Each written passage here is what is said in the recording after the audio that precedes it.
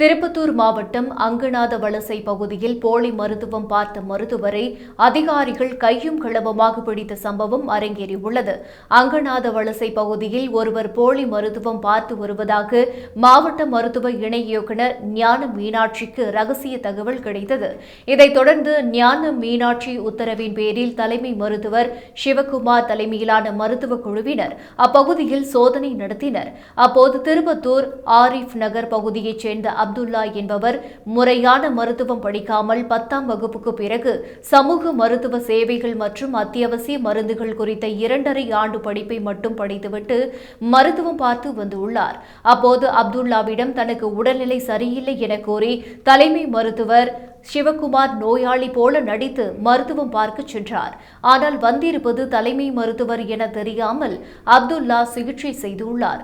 அப்போது அவரை கையும் களவுமாக மருத்துவ குழுவினர் பிடித்தனர். பின்னர் அவரிடம் இருந்து 2000 ரூபாய் மதிப்புள்ள மருந்து, மாத்திரைகள் மற்றும் மருத்துவ உபகரணங்கள் பறிமுதல் செய்யப்பட்டன. பின்னர் அப்துல்லா திருப்பத்தூர் கிராமிய காவல் நிலையத்தில் ஒப்படைக்கப்பட்டார். மேலும் தலைமை மருத்துவர் சிவக்குமார் கொடுத்த புகாரின் பேரில் கிராமிய காவல் போலீசார் வழக்கு பதிவு செய்து அப்துல்லாவை சிறையில் அடைத்தனர்.